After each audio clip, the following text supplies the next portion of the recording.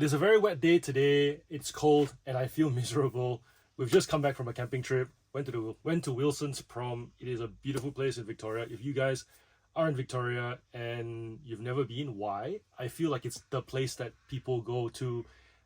Plenty to do. We've got sand dunes that you can toboggan down, and you've got beaches with inlets that have warm pools of water that kids can play in, and it's like super kid safe. I enjoyed my time with my kids. Yeah, I felt like the kids were going.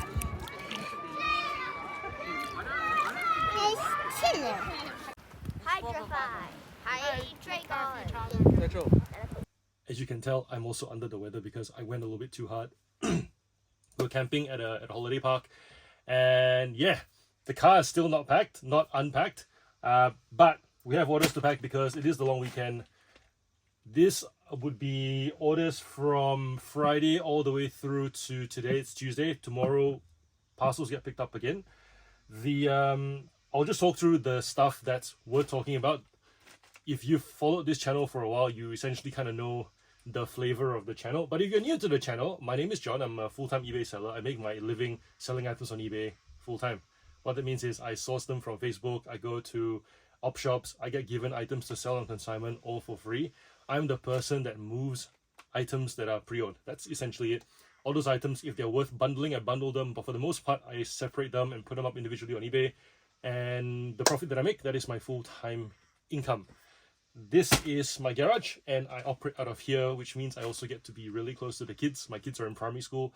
I get to drop them off at school 4 times a week. I get to pick them up. I get to spend a lot of time with them. And so if you're thinking of doing this as a business, those are the amazing benefits of working from home and reselling on eBay.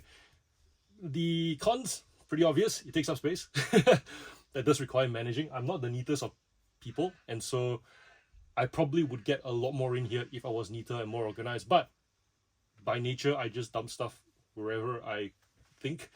And if you're more organized than me, you'll probably get more out of your space. So don't feel like you have to have a double garage. It's essentially what I'm getting at. If you're very organized, and you also, if you have knowledge in categories of products that are, I hate using the word category, I hate using the word product because that makes people's brain switch off. You know products, you use products, essentially is what I'm getting at. I don't want you to feel like when I say product, you're like, oh, I don't know products. Yes, you do, you use them. We're not trying to make this as simple and down to earth and as a layman as possible. You have stuff. And if you are familiar with stuff that takes up less space, you can store more stuff in the limited space that you have. If you happen to live on a farm, on the other hand, and you have a shed and you can store endless amounts of inventory, I honestly would have preferred to have less space, because then that would have forced me to be more organized, as opposed to like, hey, there's a double garage, let's just fill it up. And I think at this point, if I was given a shed or a warehouse, I would totally ruin myself. So this is good. Here's what I mean about space. This is a small town, and in here we have 100 items. It doesn't look like 100 items, but that's because these cars are tiny. So if you are familiar with categories that are small and that don't take up much space, you can actually build up quite a substantial business from a very small space. That flexibility is amazing. That's what I love about eBay, and that's what I love about reselling full-time. So yeah, if you have any questions about what I do, any questions about what you see on this video, any of the previous videos on the channel, comment, and I will get to those comments usually within the same day. Also, if you're not part of a reselling community and you'd like to join one that's wholesome, where you can learn more about what we do, all these weirdos who stay home and dress in hoodies and jeans and just somehow make a living, the Meaningful Hustle, it's on Discord. The reason it's on Discord is because it lets me talk to you and you talk to me and everyone else, as opposed to just me talking to you. If that tickles your fancy and you want to be part of that, go join our Discord community. The link's in the description. So, clothing. First off, we have a very small packet. This is a Guess blouse, which was made in the USA. I know made in the USA isn't a guaranteed will sell for high dollar value indicator, but usually if a brand is iconic from the USA, it will get that price. Sell-through, on the other hand, really depends, because we're in Australia, which means people in Australia may not appreciate the workmanship, the design, the aesthetic whatever that might be. This is guess it's made in the US. It's got rhinestones on it. It's really, really cool. When I saw it, it stood out like a sore thumb on the rack. Usually I'll just put a picture here, but this one I want to show you. You can kind of see through it too. Look at that. And you've got guess rhinestones there. A little military type aesthetic. Really, really cool. This one sold for, we paid $2 for it. It sold for $44.46 locally. What I normally do is go through all the items for categories. So in this case, we're doing clothing now.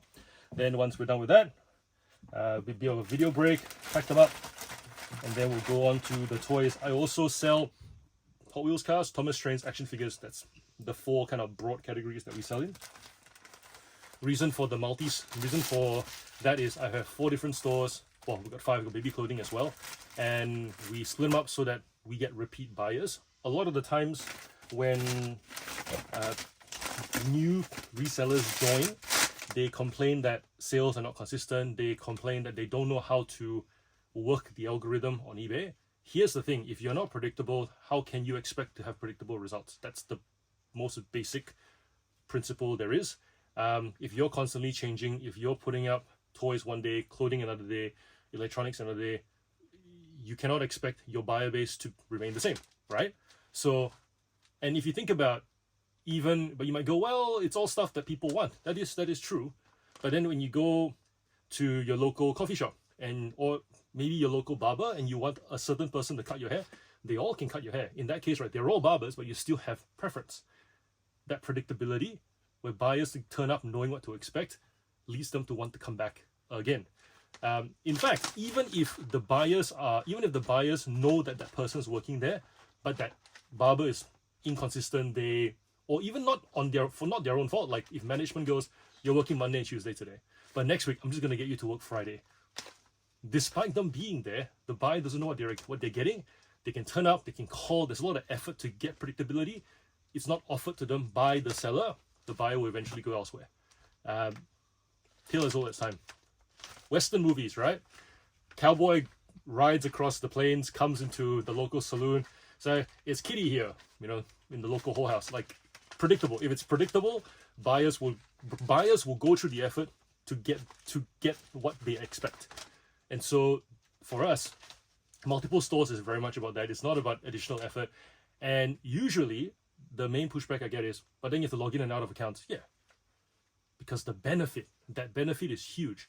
And if you're starting out, you may not see it. Trust me on this one. I've done this every single time. I've done this for the last 7-ish years full time. Every time I've gotten into a new category, if I can see a different buyer group from the one that I've got, Thomas Trains was how we started. Hot Wheels cars, completely different buyers. They're toys, after all. There are little kids who buy Hot Wheels cars, but mostly adult collectors have that money. Separate store completely. Start building up from scratch. At the start, didn't really see many repeat buyers. Eventually, after about 6 months to 8 months, it started to roll. And you'll see in this video patterns of repeat buying. And I'll even show you one of the buyers from today's parcels has bought a lot in a very short time. If they know what they'll get, they will come back. Running a business is as simple as that. This is BA and SH. Bash? I don't even know. I feel like BA and SH stands for something. I haven't looked it up. This one's got a ruffle trim to it. It's got some metallic trim to it. This one was from member of our Discord, Michael. Shout out to Michael for contacting me saying, hey, I've got all these clothing that my wife's too busy to sell and I cannot be bothered selling it. I do collectible cards. I do trading cards. If I ship this to you, can we do a consignment thing? I'm like, awesome. Let people know what you do, essentially is what I'm trying to get at. If you let people know what you do, don't keep it to yourself, don't feel like you have to be secretive to protect your business, you'll get more opportunities than you will lose. In which case then you can start to branch out into new categories as well. You can start to experiment with new categories. We only listed most of this a week ago, and I think we've sold 4 items from that lot in this round of parcels, which is really cool. This one sold for $20. Tank tops for me don't tend to go for more than $40-50. That Guess one was an exception, and the Guess one, by the way, set for a bit too. I think we listed it in March. Oh, you know what? March to November is not too bad. 8 months. But usually for tops, I find tank tops expect around $20. So in that situation, I'm not avoiding the category. I'm just going, I will get the tops only if I can get them for like free to $2-3. And next one we've got is a Portman's dress that we sold for $35. Portman's usually I expect about $30. This one I like because it has a it's got that V on the front and the back, and also the design of the flowers is very similar to that Ed Hardy kind of style, Oriental Japanese kind of tattooy. Sold for $35.56 plus shipping. This one we listed in May, so this one actually sold in less than 6 months.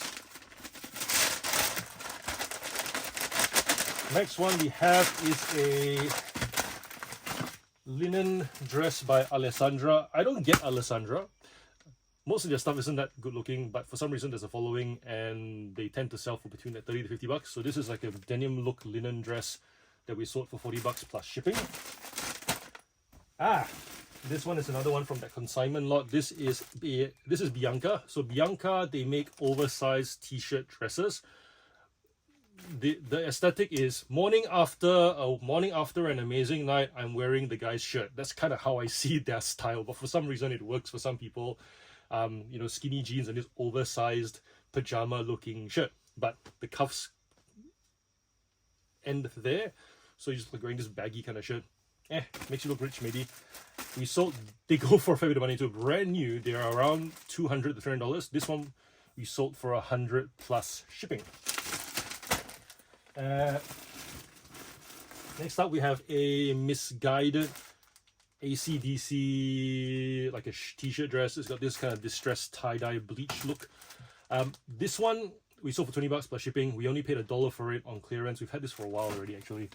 The thing that I'm learning about anything concert license, it's like February, is that your turn, you just list it and wait for your turn, essentially. So if you're going to the op shop and you're picking up a bunch of like AC/DC, Pink Floyd, Rolling Stones, Foo Fighters, concert type tees, it will appeal to somebody. Eventually it will sell to somebody. Just don't expect it to be the way that you make a ton of money. There are faster sell-through things than these. The Bianca one, for example, Bianca, we sold it 3rd of November. We listed it 22nd of October.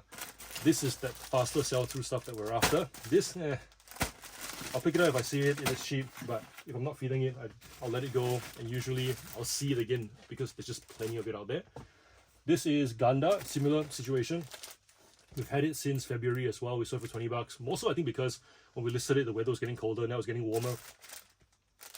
You'd think that'd be a good reason to explain why clothing sells or sits. But we'll get to another one after this that, hey, why did this sell then? So this one, we sold it for $20 plus shipping. We only paid $2 for this. Next one is Q. I love Q. Q is one of my favorite brands. Office wear. This is $20. It's got that kind of like teal. It's got ruffle on it, but it's size 6. If this was a size 8, size 10, we'd probably get another $10 on top. But size 6, smaller market.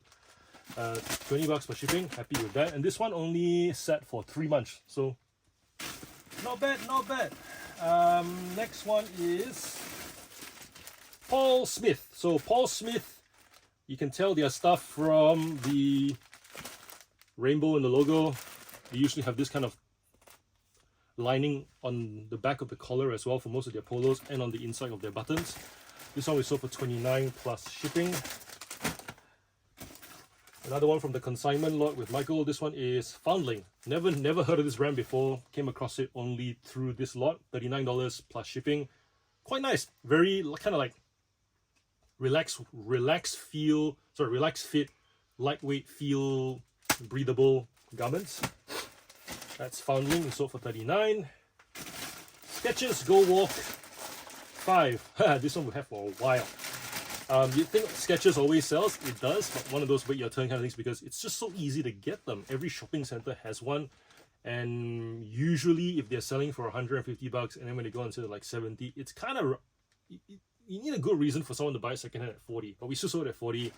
I think it was 399 days it took to sell this one. I remember when I got the offer when I received the offer from the buyer at $40. On eBay, you can send offers to buyers to accept, or they can send you an offer to consider letting the item go at a lower price. $40, I sold 399 days. I was like, yeah, let's let it go. So for $40 plus shipping, we only beat $5 for this one. Country Road linen jacket, also missing a button. Nonetheless, this one we sold it for $50 plus shipping. We have a Peter Alexander men's dressing gown robe thing. This one we sold for $40 plus shipping. They do retail for a lot more, like about $100, but it's also just a very basic purple blue color. So if they had a fancy print on it, we might be able to get more. This is Levi's. It is just a black to grey denim skirt that we sold for $25. And this is the one that tells us that weather doesn't matter. This is a Bambini snowsuit that we're selling to somebody in Subiaco, which is warm there, but for some reason they bought a snowsuit. Maybe they're traveling, I don't know. Polka dot is super cute. We paid $3 for it at the op shop. Kind of just hung on to it and had it listed from before the winter season. So for us in Australia, winter starts at June, I think. Yeah, June, July, August.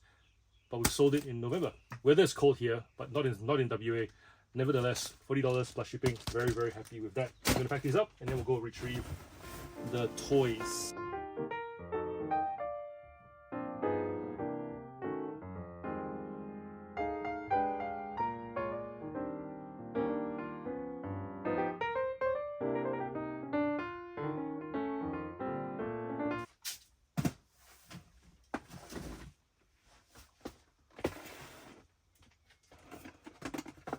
Alright, first off in the cars sales, we have these three cars here. They are BMWs. They are made not by Hot Wheels, not by Matchbox. This is made by Motormax. This is made by Real Toy, and this is made by Motormax. Three not very conventional makes, but you've heard me say on the channel that if a car is made by Hot Wheels and it's not like a premium car, so this is a premium car. It's got metal at the bottom. It's got a really nice coat of paint. Headlights are usually painted. Rear lights are painted. But if you have a car that is what we call a mainline, which is just plastic at the bottom, metal on the top, but much lighter metal on the top, you'll have this kind of chrome headlight that is real, not real, and really usually nothing on the back. Or if there is something on the front or something on the back where they color in the rear lights, the headlights might just be this plastic thing to kind of go, hey, lights are not on, right? So why do we have to color it? So some brands actually put in the effort to color in both the back and the front, like so, which is why they sell. So these three are going to a regular buyer. They pay $29 for 3 cars, which is interesting because most of these cars are for $2 brand new usually. So usually when I'm finding them in the op shop and I'm finding them in collections, expecting about $5 sale for them. I think there's a pickup here. I'll be back. Hello. Hello, hi. BMWs. Yes. There you go.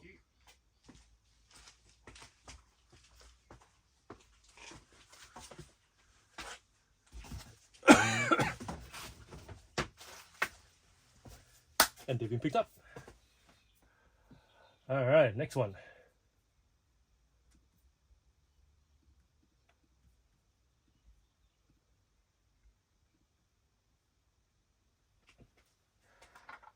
This is made by Jada from memory. Yes, this is Jada Toys. It's the Wildwood RX-7. This one is quite hard to come by. It was made in early 2000s. The boot opens up. Everything about this car is fragile. It's heavy. If I drop it, something will snap. Because this is a proper metal, solid metal chassis.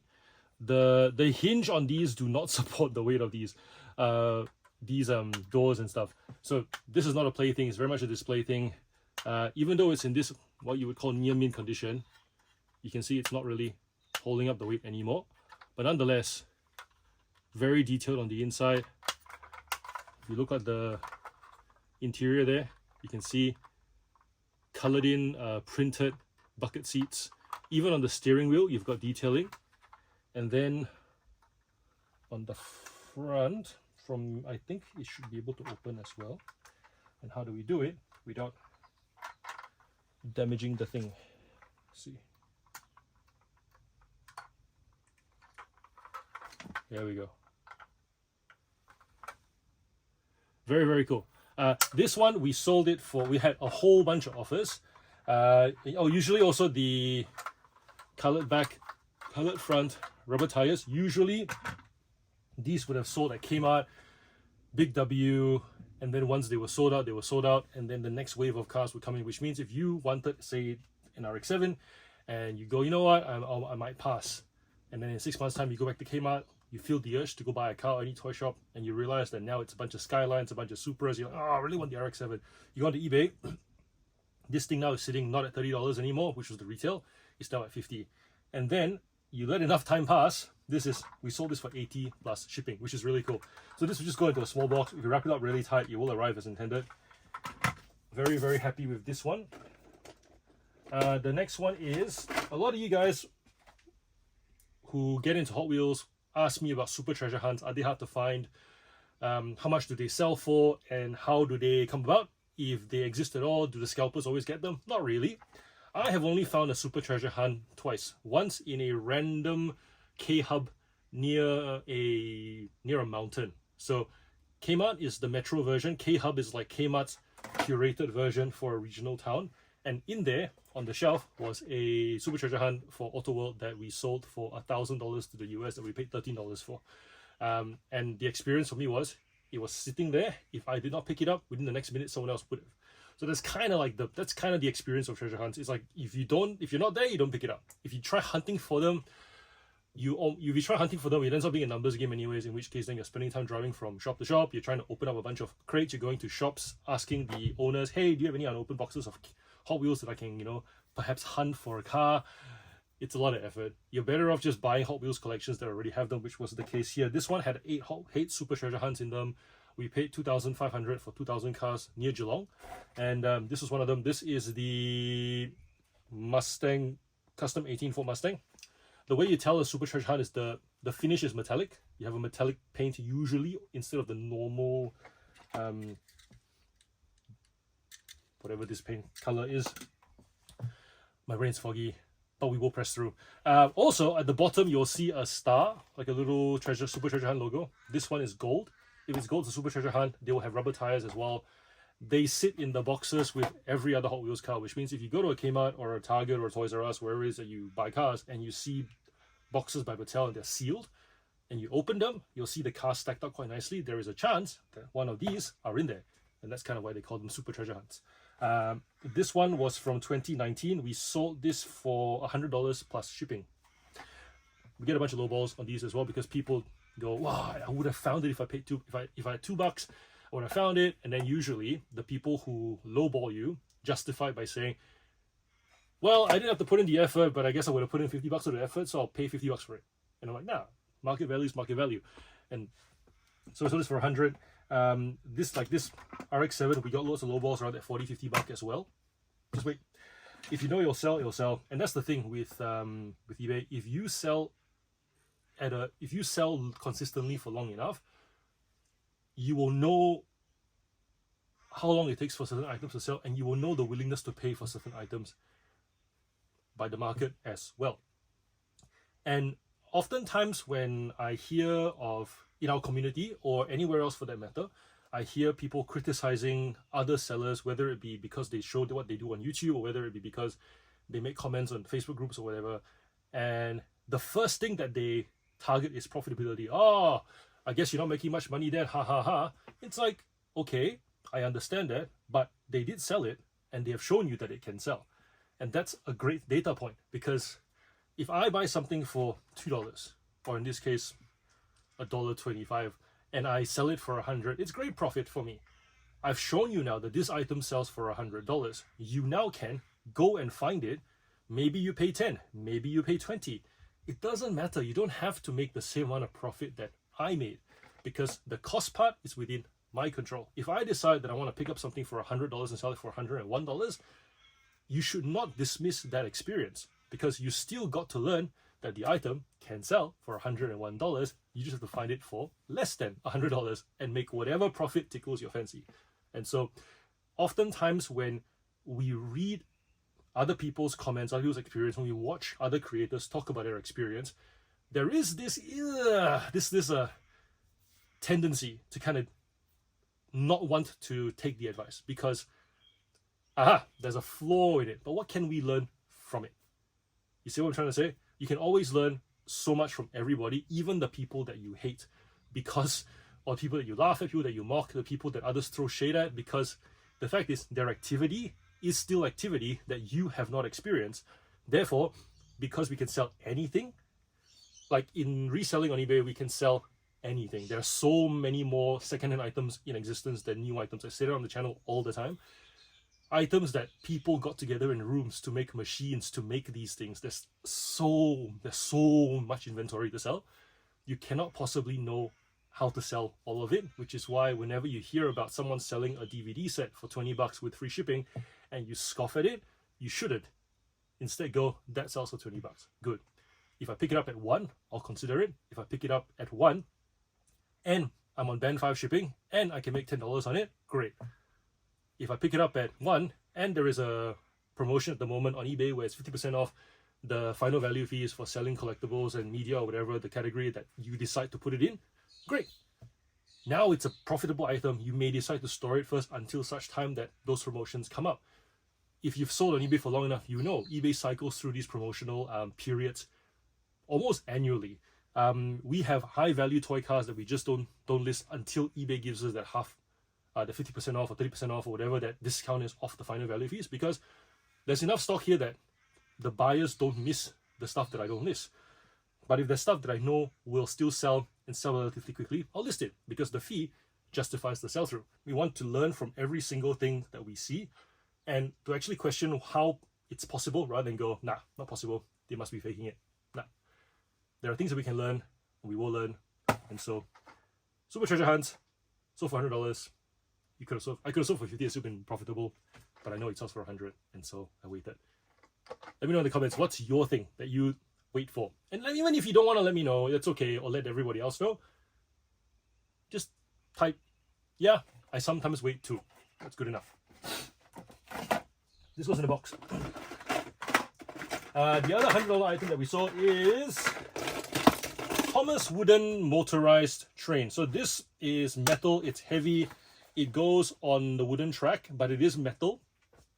If the rubber tires are worn or if they're dry, they don't grab on the track and it doesn't work and you're opening up yourself for a return, as I don't know how to describe. But brand new, they're guaranteed to work, the rubber's still soft, it runs off a single AA battery. We usually can pick them up on Marketplace for about between $10 to $20. The retail on this was, I think, $30 from memory. Most of these came out in 2005 or 2003. The story of how these end up on Marketplace is pretty straightforward. Mum buys Thomas trains for kid. Kid grows out of Thomas trains. Mum keeps buying toys, gets thrown into cupboard. Mum cleans out house when kid turns 18, opens cupboard, toy is there, brand new in packaging, thinks to herself, this should still have value, lists it for pretty much a fraction of what she pays for, thinking that it's got no value.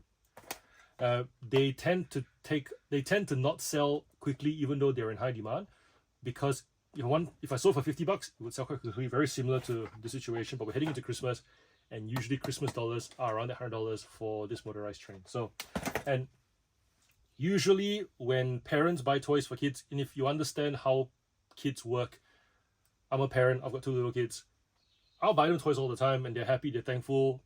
During the year, it feels like, here's a toy, thank you daddy, I love you, I've done my job. Christmas time is when parents actually bother to look and observe and be like, they really like that toy. Oh wow, they're still playing with it. Something about Christmas makes everybody kind of look. And I think that's the reason why most of the motorized stuff, brand new, even if it's expensive, tends to sell, because kid runs it, kid's still at the train table. Daddy, it's stuck. Okay, let's fix it. It's a very wholesome experience. Alright, next thing. This is a Matchbox Connectables truck. All it means is that you can split it in half like this. That's how they connect. You can swap pieces out together. This is going to a repeat buyer in Czech Republic. I know, the Czech Republic. Never would have thought that I have repeat buyers in Czech Republic, but here we are. This is 25 bucks.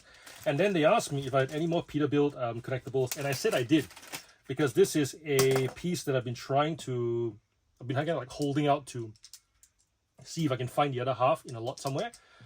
I'm just going to give it for free because we can. So this will lead to some good feedback. This will lead to some great customer retention. Really, really cool. Look after your repeat buyers. It's so important. Without them, your business will struggle. If you just rely on your ability to find items to sell, great. If you've got a great eye for items, fantastic. But there comes a point when it gets tiring. Trust me on this, it gets tiring. When you start to want to scale to the point of having staff, if you want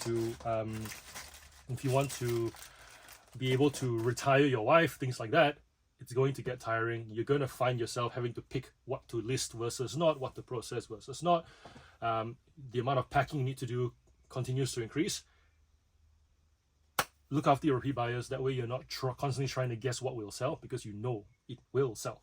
And to that point about, do you need to price lower than the competition? Not necessarily. For us, we tend to do like mid to high and then take best offers. And immediately people will say, oh, you know, John, that's not a good strategy because we can just undercut you. Well, when buyers know what to expect from your store and you constantly replenish for their taste, you keep your position. So at the moment, we're sitting, we're number one when it comes to impressions for used toy cars on eBay. We are, and this only took us 3 years to get to, we're also number 4 in gross market value sold. Number 4 meaning I sell small cars. I very rarely sell a car for more than $100. This is a very rare occasion. For the most part, my model is multiple cars, and you'll see there's a couple of orders here where it's like $300, 30 cars. That's kind of what I'm going for. So that's the gap that I see. I don't tend to sell large collectible cars that go for, you know, $500 to $1,000. Those are the people that are 1-2 because they have those big model cars that are worth a lot more. Same for trains as well. But you would stand to reason that if I'm not pricing competitively, how can I hold the position? Range. We've got 7,000-ish toy cars listed at the moment. Not going to stop. Constantly selling them through. And that range keeps buyers coming back. And I love the fact that we've got a bunch of followers. They constantly message to say, hey, do you have more? We tend to also upsell our buyers regularly. If someone buys a car, we'll say, hey, I've got these other cars that I'm going to list, or these other cars are already listed. Have you seen them? Yes or no? Yes, actually include them. Done. So very often we'll get a $10 sale, simple message that leads to like a $50 sale on top of that. That's kind of how we continue to move product. Okay, we're back. So, going to buy for free. We've talked about upselling. Right. So this car we sold for $5. We asked them if we wanted to buy more. They said yes. Inquired about a particular car that was signed for $25. We said we'll take $20. He goes, yeah, you know what? I'm okay. I'll just have this one car. So $5 plus shipping.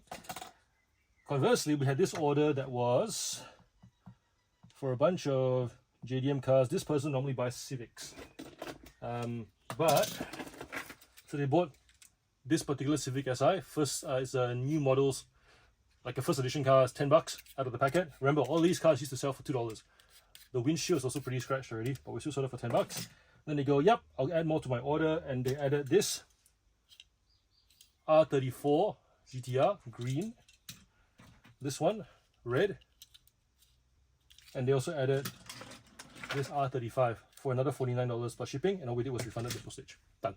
Something I tell my kids all the time: whether you raise your voice, whether I raise my voice, whether we yell or not, the words are still the same. Pick different words if you want to get a different message across. There's no need to yell. Likewise, I'm not particularly special with how I type my messages. They're just messages that I message. Hey, do you want to buy more? And I tailor it to the purchase that's in front of me. You can do the same. We all have access to the same words. It's all about asking. If you don't think you'll get a response that's favorable to you, that's normal. Not everybody will say yes. No. Yes. But if you don't ask, you also don't get the yeses. So try and build up that repeat buyer base on eBay so that your business is predictable, so that you don't feel like you're constantly having to guess what the algorithm wants from you. I find that whole conversation very tedious because ultimately, who knows? But if you if you read a bunch of comments where people go like, oh, you need to list this many a day and revise these listings and sell similar, and you need to schedule your listings and withhold certain items so that you can trickle out the demand. all that kind of, for what I said, bullshit. It's like I go, who knows and who cares? Instead of trying to guess eBay, just look at any store. There's some stores you go to, there is a cake in the window, 8 slices, that's all there is today.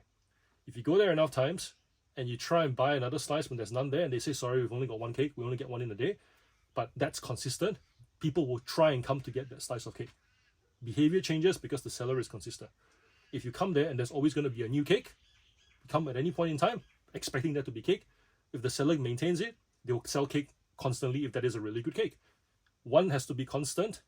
Doesn't matter whether they trickle the supply or not, and the other will respond to that accordingly. Pretty straightforward. If you find yourself trying to figure out algorithms and stuff, just ask yourself, what would a real business do in real life? And for the most part, you have your answer. The only time when I find myself going down the eBay specific rabbit hole is usually when it comes to buyer and seller protections. Things like if a buyer doesn't receive an item and then they complain and then they say I want a refund, and then eBay refunds them out of your pocket, you have to then appeal to eBay that, hey, I know the item wasn't delivered, which happened last week. Item wasn't delivered, but it was waiting for collection. The tracking showed that there was 2 attempts to ship the item to them and they just were not there. Common sense says, I've done my part, you've done your part, they haven't done their part, I shouldn't be penalized for it. Case by case, sometimes we've gotten the decision reversed and sometimes we haven't. Last week we did. So there's a $100 car we sent to Italy and the person just went, yeah, we went to the post office, it's not there, the tracking system is not that great in Italy. I'm just like, yeah, that doesn't make sense. Because if it's not that great, then how are you updating the tracking, saying that, we tried to ship, you're not there. We tried to deliver, you're not there. Awaiting collection at the post office. I went to the post office. They have no idea where the parcel is. Well, someone's lying, but the tracking does not. Does not. And so then I just took that screenshot, sent it to eBay. eBay kind of went, yep, okay, not your fault. Seller protection, good.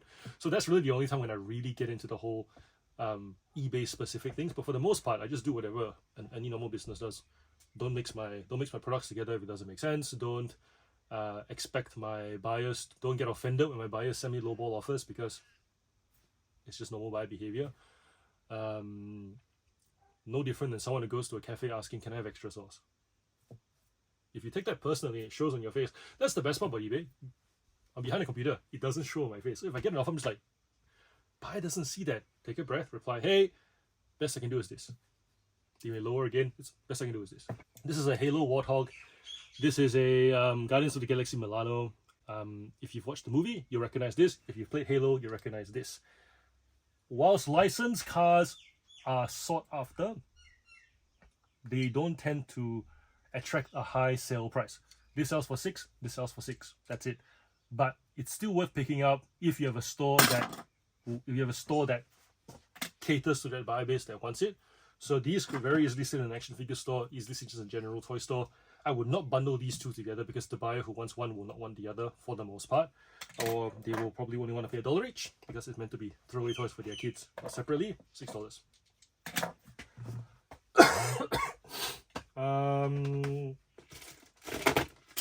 This is Donald and Douglas. We sold, it's made by Ertl. They don't steer, they're not motorized, they're just metal with wheels that go straight. But there is a very strong collector base for these vintage trains. This usually I find will sell the moment there is another one in my store of comparable quality so that the buyer can pick the one they like more. So sometimes you might think, oh, if it's not selling, if I make another listing of another one in different condition, change the price a little bit, the buyer is going to be like, oh, now I got 2. I may just wait a little bit longer until a third one comes, or I may wait and see. That's not always going to be the case. Different buyers behave differently, and usually comparison moves items rather than keeps items stagnant. We listed another set that had a more faulty hook on the back, same price. They took this one, done. So if you have inventory that does move, and you do have multiples that you can provide a comparison of condition, my approach would be to just list 3 even.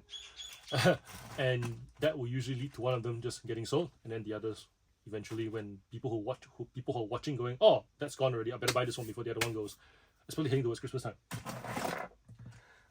This is a Porsche RWB 930. They've only made this in 3 versions. This black one, the white one most recently, and then the one that comes with the Team Transporter. You can only get it in those 3 colors.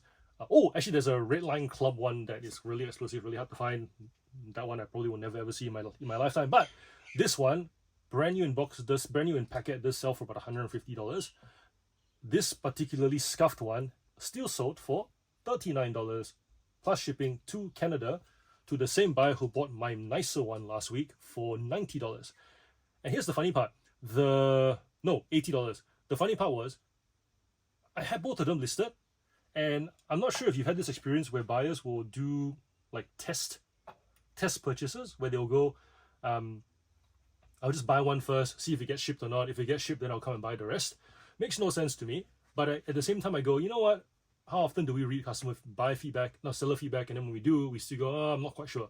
So in this case, the person paid $35 to get one item shipped, and then now they're going, yep, I'll buy the other one too. Could have just bought both. Would have shipped for the same price, but hey, each to their own. These two are, this is a 70 Torino, and this one is a BMW M4. The thing that they have in common is that they both sold for $20. I know, they're both mainlines, they're both metal on plastic cars, but the reason they sold for $20 is because they're multi-pack cars. And by that I mean, they would have come in a little packet of cars that are separate, not carded cars like this. You cannot get it in this format.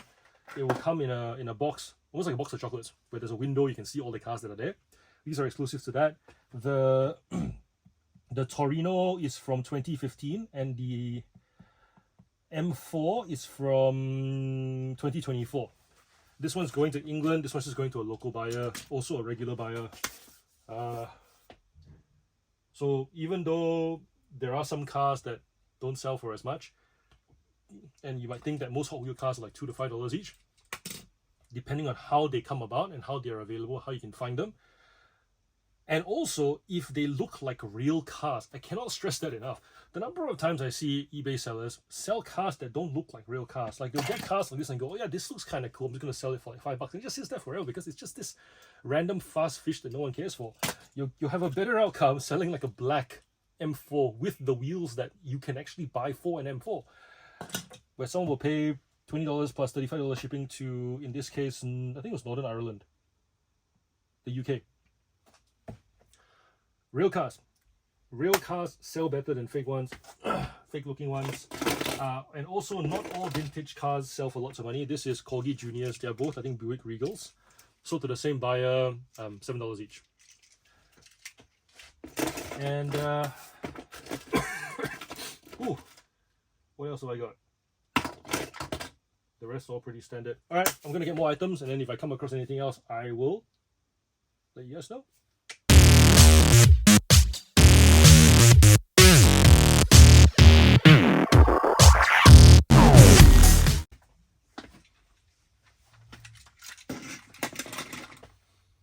All right, I can feel my nose getting to me, and I feel like I've got a headache coming on. So I will finish off with a few more items, and then I think I need lunch and a nap. Thank you for being here. This is a Rusty Trackmaster train that we sold. Rusty generally will get between like $30 to $50. If there's carriages, this one has some marks on them, generally like pen marks. Plastic on plastic. These are stored in tubs with other plastic things. So usually, because of all the scuffing, you get like, you know, some of the paint from track that will rub off on the body, and it's quite hard to clean. So without mucking around with methyl, just listing as it is, just making sure that the threads are still good. This is $30. This is Black James before he was painted red. Most people know James as a red train. This is the black one when he first arrives at Sodor.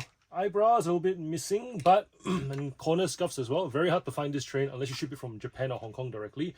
The ones from Hong Kong, they are not as good quality as the ones from Japan. So this one, we sold it, we got it in a collection, we sold it for 121 plus shipping in this condition. If it was brand new in box, which comes in a set with the green Thomas, you can get between $300 to $500 for that set. So keep an eye out for that. And from big to small, we have this Chevy Bel Air. It's Micro Machines. We sold it for $29 plus shipping. For those of you guys who don't know, compared to a normal Hot Wheels car, that's what we're talking about. Very, very small. They do sell for good money. So if you do see them in the op shops, just make sure that on the bottom there is LGTI or Galoob, and those are the manufacturers for this. And Ghost Rider. So this one came as part of like a showdown pack. This one we got it in a collection of other action figures. We sold this for $30 plus shipping. It's got a blue tinge to it, very, very stiff joints, as you can see. The story of this was really cool. Went there to pick up some Thomas trains. The lady had a bunch of boxes in front of her house that were labeled op shop donation, and so I said, do you have any more toys? She kind of went, oh, I think she was trying to like get rid of me as quickly as possible, and she gave off the impression that she really didn't want to sell things on marketplace but didn't want to let things go. So then I guess I'll put up with people coming to my house. That was the vibe I got. I was respectful. I said, hey, we're after some toys. Since I'm already here, I've got some extra cash as well.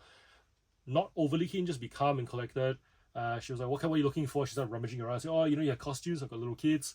She found some Star Wars stuff, and then there were, I think, like 20 lightsabers in there, which was insane. A lot of them were damaged, so we had to throw them out. Like, when we flipped them out, there were cracks in them, so we're not going to sell those. But there was a Stormtrooper blaster that we sold for 34 already. There was like a proper Darth Vader mask in there with the mask and the shell for the helmet that goes on it as well. So most Darth Vader masks are like one half. This one was the full thing, no voice changer, but the full thing. And then there's a voice changer box that comes with it, but the ribbons have been torn and the batteries had eroded. But the mask will still sell for a good $40 to $50 because it's in great condition. The trains were $100. We picked them up because we expected to get about $300-400 on them. Based on what we saw in the pictures, $300. There was stuff underneath as well, so expecting about $400 in total.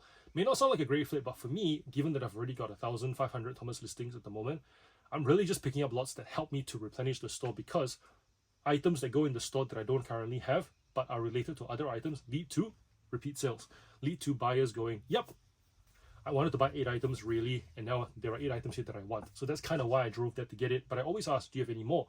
So there are collections, so there were the costumes, and then this is how good items end up in the op shop. She goes, oh, I might have some stuff in the car. Excuse me. Went to the car, put out this box of essentially Sam Raimi, Tobey Maguire era Spider-Man figures. And she went, I was just going to bring these to the op shop, no idea what to do with them. And I go, how much do you want for them? She goes, $50. So this was part of that box. So $50 for that whole box, which included all the costumes and everything, $100 for the trains. Very happy that I asked, and answers the question of how do people get rid of stuff, because sometimes it's just too hard. And recognizing that your value add is in curating, processing, and selling items that people find too hard to make sense of in their home. So always ask, do you have more? Be respectful. Don't be, just because you have money, just because you're there, doesn't justify you going like, hey, do you have more? Come on, I'm already here.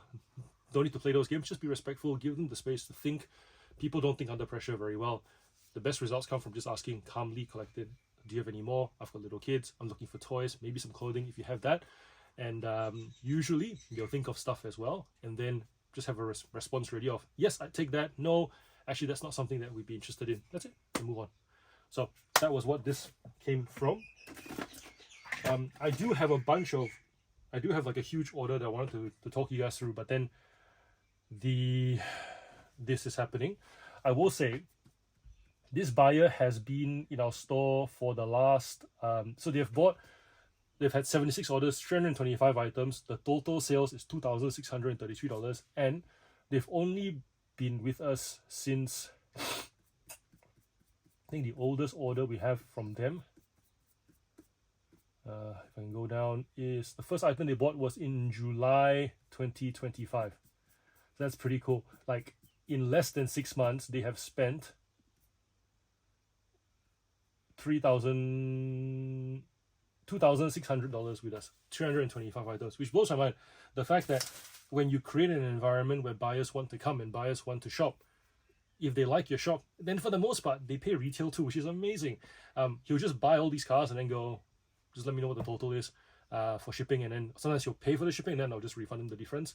Sometimes I won't be able to find a car because sometimes I do lose cars. And they'll be like, yeah, no worries, you looked after me. Thank you for continuing to look after me. That's the reward for creating a niche store. The other thing I was going to talk about with this buyer was that the brain doesn't want to math. Okay, so if we take 2,633 divided by 325 items, we get an average sale price of like $8. This includes obviously a shipping component because that's what eBay does. This order that they currently have is 36 plus 36 plus 264, and then the $300 divided by 24 cars, $12, and that doesn't include the shipping. So then I think to myself, how awesome it is that when, just because firstly create a repeat buyer base by being consistent and being predictable, that if that you take anything from this video, that I want that to be your takeaway. The second one being, and persist with it, because every business that has persisted with it from the dawn of time till now has seen results and good results. I know when we start reselling, we chase the shiny thing because suddenly we can sell anything and everything, things with glitter, things with motors in it, things with fancy packaging, limited edition numbers. I get it. I've been there. But if you want to rely on it as a business, it needs to be consistent from a buyer point of view. I cannot stress that enough. We've seen this, so that's the first thing. Second thing is, oftentimes when people repeat buy, it can be easy to go, you know what? I want higher value items now, so you guys can just get stuffed. Buyers will come along for the journey with you as your inventory improves too. So if you're selling, initially they were buying a lot of like mainline cars, and then after that they started progressing to more of the premium stuff. In this order, there's a lot of premium stuff. I'll show you some of the premium stuff we've got here. We've got that green car from before. We've got a Chevy Nomad here. This is metal on metal. We've got the white lines on the wheel. This car sold for 20. We have this Chevy Delivery with Superman on it. This is premium. This one sold for 15. We also have Custom 62 Chevy. This one has the longboards print on it without the surfboard. This one sold for 20. There are some mainline cars here, of course. We have a Nissan Skyline van, or which is what they call the wagon. This one sold for 12. Grateful Dead cars. Dairy delivery. This is a milk van. This one sold for 12. Let the buyers come along with you for the journey, and then the more you improve your store and show that you know what you're selling. I know that there are many platforms that you can just list and forget, and I think eBay for a lot of its initial existence was like that. Just grab an item, chuck it up there, and hope that it sells. And for the most part, it did. And now you need to know your product. You need to know why it sells, to whom it sells, and for how much it sells for, how predictably it will sell. With like Instagram and whatnot, I understand that there's a temptation to go, here's what I found, put it on Instagram story, DM me if you're interested. You can build a following, and then whoever's interested may message you. That works to get some sales. I'm not saying it doesn't work, but it's random. You don't know. You're essentially going, I think this is cool. If you like me and you think I'm cool, do you think this is cool too? I've been on whatnot shows where I've seen people just go, I've got no idea what this is. Looks pretty cool. We'll start the bidding at 5. We'll start the bidding at 10. If it moves, great, but then where to from there? Where to from there? No business person does that. Like no traditional business person who wants to build a business that will last does that. They try a menu item. I love restaurants because restaurants are a fantastic example of constantly changing inventory. The buyer base can change completely overnight. The moment the owner is found out to have bad practices, you can lose 3/4 of your customer base. The moment management changes, you can lose 3/4 of your customer base, and then you have to start again. It is such a unpredictable environment that if that is part of the nature of the business has to make decisions within their control that are predictable and continue to build upon it. If they try a flavor of coffee, how many people bought it? Did they like it? If they charge a certain price for coffee, every day the owner is looking at the people who take the first sip of their coffee. This barista is crap, this barista is good. I don't care what they say. I don't look at them, I look at the buyer. Okay, I cannot raise my prices yet because 2 out of 5 days of the week, this barista is on and I can't replace them. Therefore, if I raise the price, that person is going to be like, which one do I get? I'm just going to come on those days when the other person is here. Do they know the other person is better? Will they even come back? Now he's looking. We're trying to build upon decisions. So yes, also I understand putting stuff up saying, I don't know what this is, it'll sell for whatever. If it does, yay, congratulations. It's great for building community. It's great for a bit of fun. if you're serious about building a business, if you're serious about understanding how you're adding value by the things that you curate, niche store for clarity, having like laser focus on the inventory that you hold, being predictable to your buyers so that they come back, you will slowly start to let go of this algorithm anxiety that, you know, tends to come into play when you are new. Thanks for being here. Thanks for watching this video. Thanks for supporting this channel. Thank you for being patient with me putting out videos. We've had school holidays. We've had sick kids for the most part. I am still sick.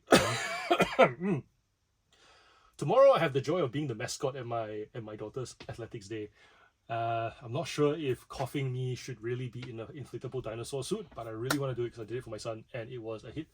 And we managed to get other parents to do it as well. So you can imagine 4 T-Rexes in red, yellow, green, and blue. It's terrific. The kids absolutely love it. And it's really like gives the parents a chance to just kind of go, you know what? This is cool. If I don't do this now, then when? And then, yeah, it's ways to kind of add to culture. So I'm going to do that tomorrow despite feeling like this. Consider becoming a channel member. I haven't asked that in a while. It's $3.99 a month, or you can opt for $10 a month. We have members at that tier as well. Just to say thank you for making content, thank you for your support, thank you for your help, and thank you for running the Meaningful Hustle community. So those are ways that you can support the channel in any way that you desire or do. I appreciate it. Thank you so much. I wish you well. I wish you a wonderful week of sales. It is middle of the week. I understand there's that hump day kind of feeling. Power through it. Despite the cold, hopefully it's warmer where you are than where I am. Yeah, be kind to one another. Peace.